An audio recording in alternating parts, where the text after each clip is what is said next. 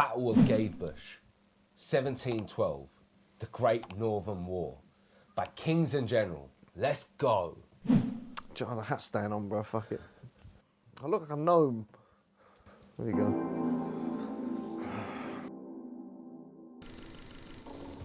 The Battle of Poltava. Comment down below what kind of garden gnome you think I'd be.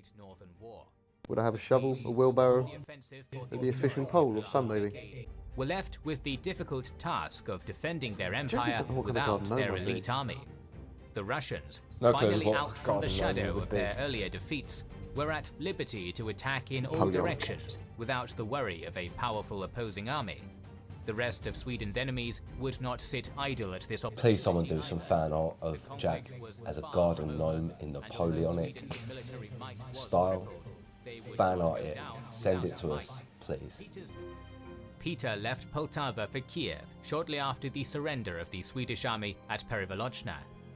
Once there, he sent letters throughout the continent describing the details of the battle and his complete victory. Okay, so this is the Roman Europe was left leader, in complete shock. and obviously the Until Swedish that leader moment, went to the they had only Ottoman received Empire. news of continuous Swedish victories.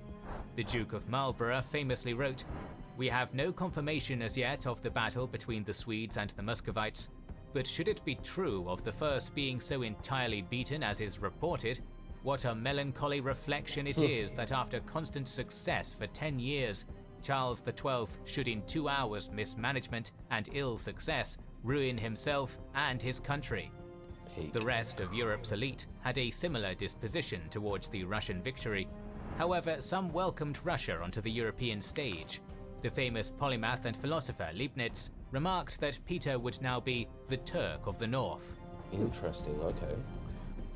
Charles himself only avoided capture by sacrificing the majority of his elite army and his most trusted commanders. Though Russian forces pursued the Swedish king, they could not catch him before he crossed the Bug and entered Ottoman territory. Sultan Ahmed III prepared a camp for Charles and his followers at Bender, and they would settle there for the time being.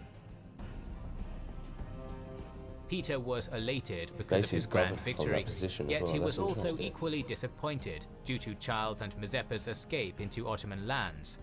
Wasting no time, the Tsar entered diplomatic talks with Augustus of Saxony, Frederick of Denmark, Frederick William of Prussia, and George I of Hanover. The victorious Russian army was subsequently split in two. Sheremetev would move north towards the Baltic, while Menshikov would advance west into Poland. Stanisław, whose position in Poland was already negligible, saw his royal authority erode completely after the defeat of the Karolian army. Augustus repudiated the Treaty of Altenstadt and advanced into Poland with an army. The magnates of the Commonwealth, either out of dislike towards Stanisław or fear of Russian aggression, began endearing themselves to their former monarch and offered him the crown once again. Left without any alternative, Stanisław joined the Swedish forces in their retreat to Pomerania and then abdicated. To compensate him for the lost crown, Charles granted him the Principality of Zweibrücken and named him Count Palatine. King once again, Augustus met Peter on the 9th of October at Turin.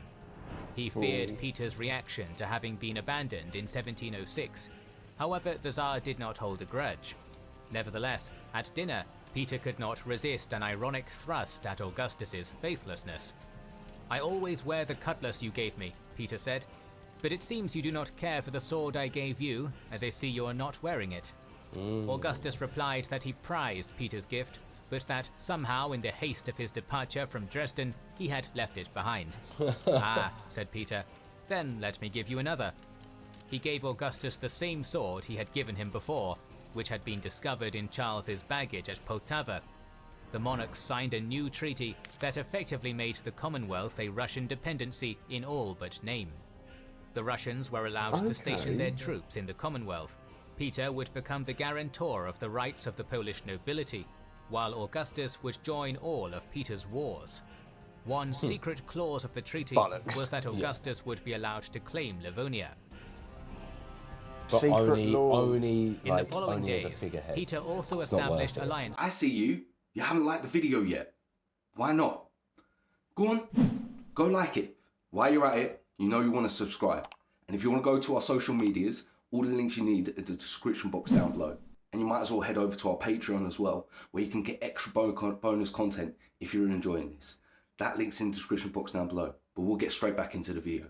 Love you guys. With the Danes and the Prussians, who would enter the war again by the end of 1709. A large Danish army landed in Scania at the beginning of 1710.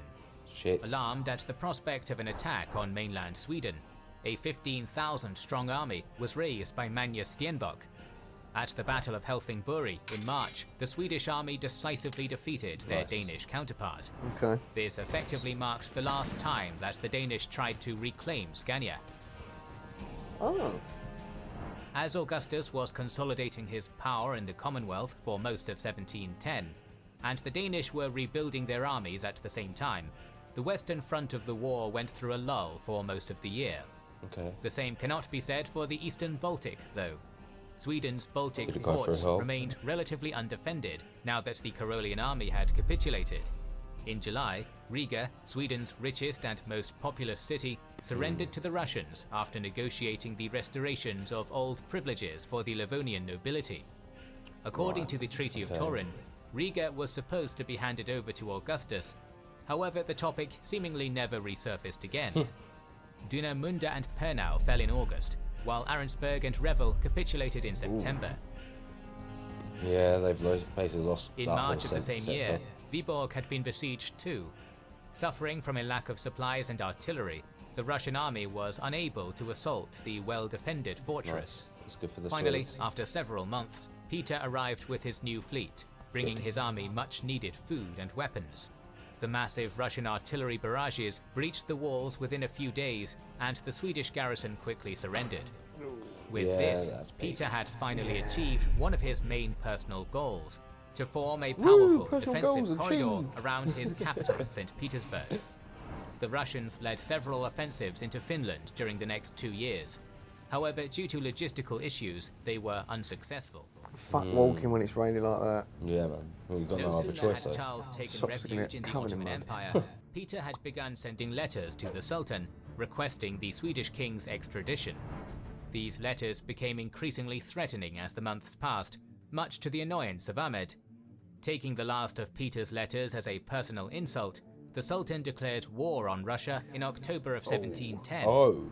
The Tsar was still under the impression of his victory at Poltava, and this prompted him to enter the war with a much smaller army than the Ottoman one, relying only on the support of Moldavia and Wallachia. This war, known as the Pruth Campaign, ended in a swift defeat for the Russians, with Peter himself only avoiding being captured due to the incompetence of the Ottoman Grand Vizier. The subsequent Pruth Treaty stipulated, among other things, that Peter would allow Charles free passage to Sweden.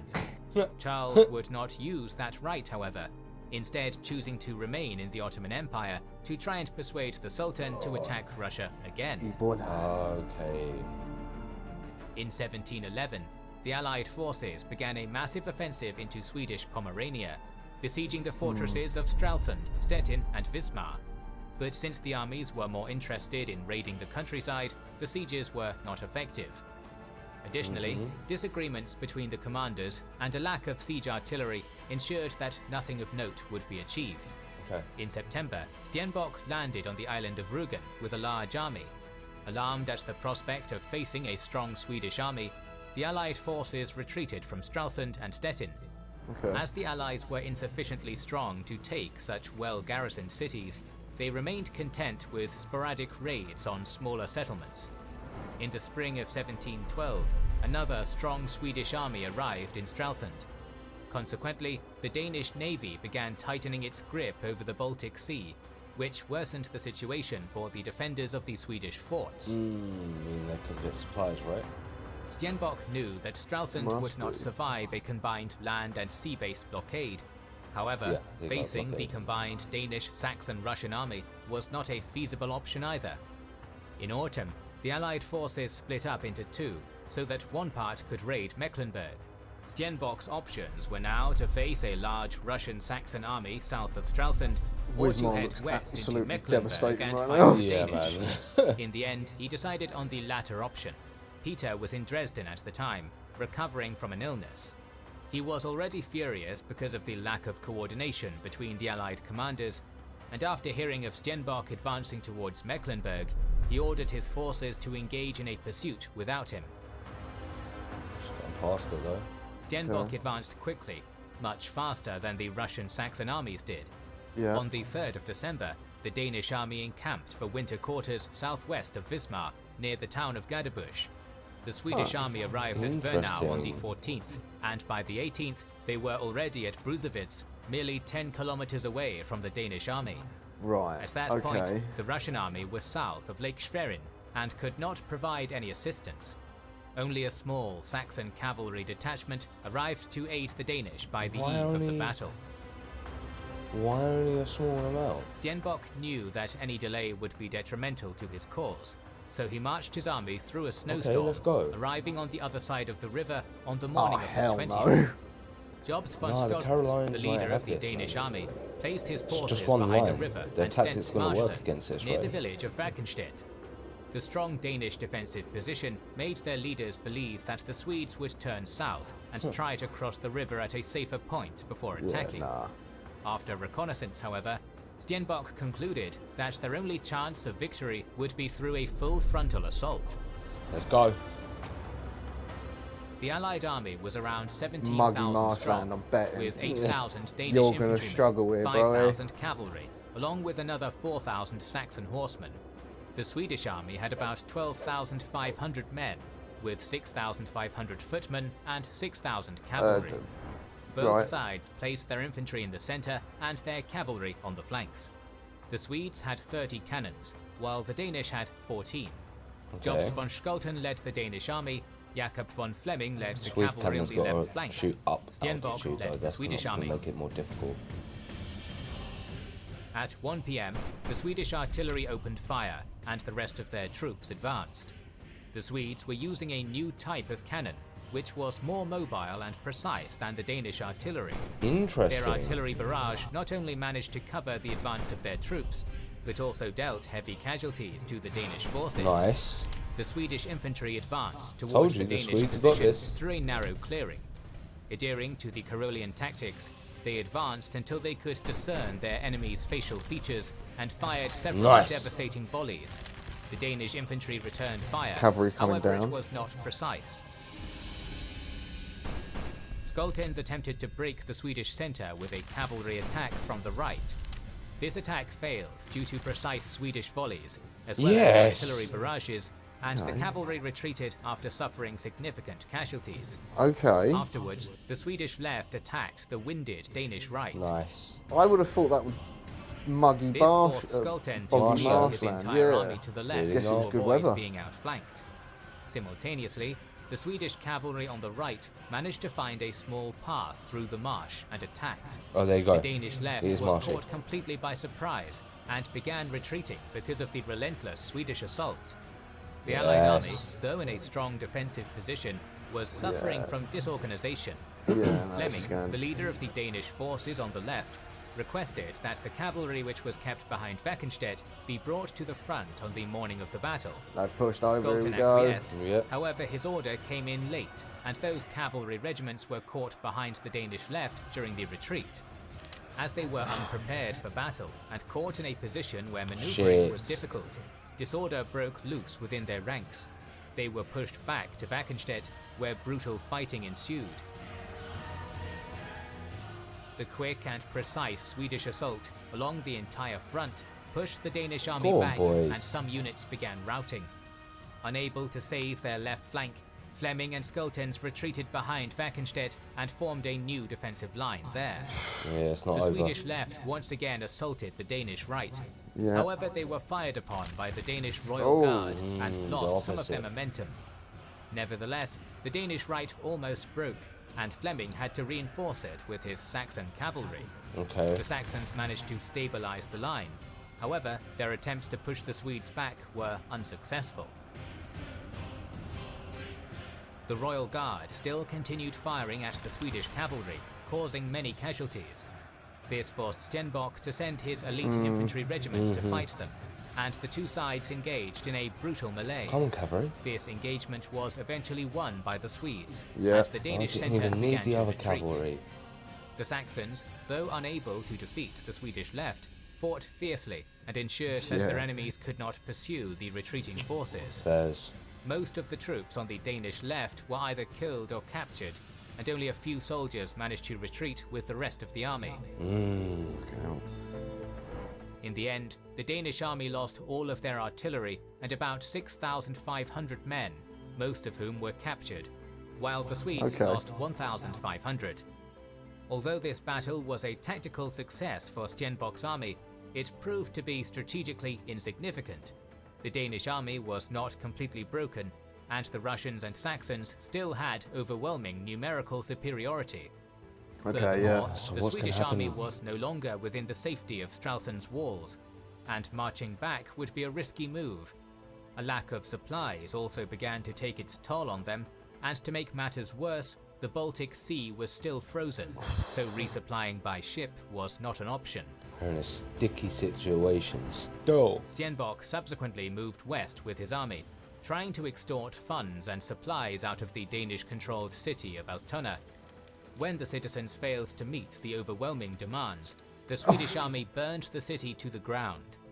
The army headed east afterwards. It's a bit of a However, dick move, it was really. surrounded by a large Russian-Saxon force It could nearby have just Terni. gone to one of the garrisons over the Breaking river. his neutrality, Charles Frederick of Holstein-Gottorp provided refuge to the Swedish army inside his fort. As with the Spanish War of Succession nearly over, the Duke expected aid from Great Britain and the United Provinces, just like in 1700. Sorry. Their ships Expected. never arrived, I know. and with hunger and disease running rampant throughout his army, Stenbock surrendered on the 13th of May. The fool. Having lost another army, Charles seems to be in dire straits, with defeat being an increasingly realistic option. The Allied powers were more than willing to make peace with Sweden. Charles, adamant More that than he willing. would I not wonder why. relinquish even an inch of land, refused even the most lenient offers. With the king so headstrong and averse to defeat, it became evident that war-weary Sweden would not sue for peace, at least not while Charles XII was still breathing. Our next episode will see the Interesting. conclusion So of what's the he gonna Great do? Northern War, so make sure you are subscribed and have pressed the bell button. Please consider And make sure you have subscribed to their channel for sure, because they make amazing content and links in the description It's box always down really below. interesting seeing how these fucking battles turned out. Yeah, You see man. like how far they have to leg it. I know, yeah, literally how far they have to run. Well, He did Charles well. XII hasn't even legged it. He's just staying in Turkey going, go on, attack him, help me, let's go. But what can you say? I'm thoroughly enjoying it. I'm looking forward to finding out what happens in the next episode, and so is Jack as well. If you're enjoying it, like, comment, subscribe, hit that notification bell, and we will catch you in the next video. Don't make fan art of me as a gnome because it's going to be creepy. Do it, please.